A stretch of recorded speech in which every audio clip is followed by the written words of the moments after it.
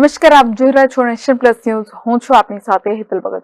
વડોદરામાં municipal corporation દ્વારા થોડા વર્ષો પહેલા જ વસાવેલી ગાર્બેજ કલેક્શન કરવા માટેની ઈ રિક્ષાઓ હાલ ધૂળ ખાતી હાલતમાં જોવા મળી રહી છે. ત્યારે બજેટમાં કરોડોના ખર્ચે નવી રિક્ષાઓ ખરીદવાનું નક્કી કરવામાં આવ્યું છે.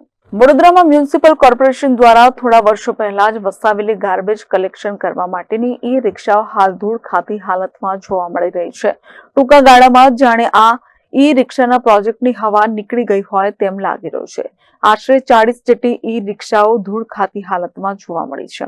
તો બીજી તરફ આ વખતના બજેટમાં કરોડોના ખર્ચે નવી રિક્ષાઓ ખરીદવાનું નક્કી કરવામાં આવ્યું હોય ત્યારે આવા ખોટા ખર્ચાઓ નહીં કરીને વડોદરા શહેરની જનતાના વેરાના રૂપિયા સારા કામમાં વપરાય તેવી માંગ કરાઈ રહી છે.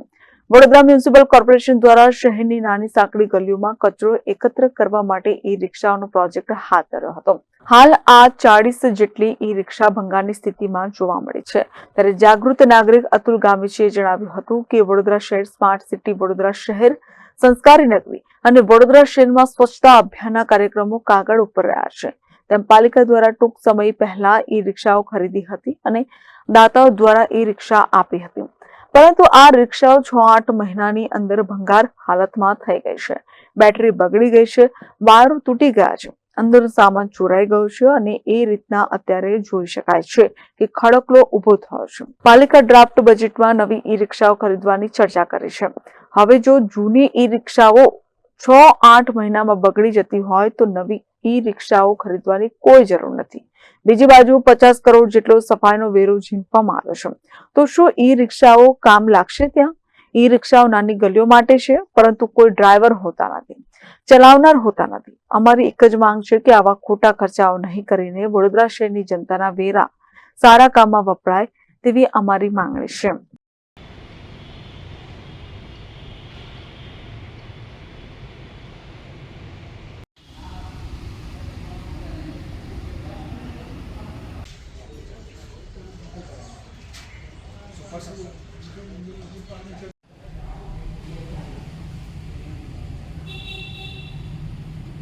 બ્યુરો પર નેશન પ્લસ ન્યૂઝ વડોદરા.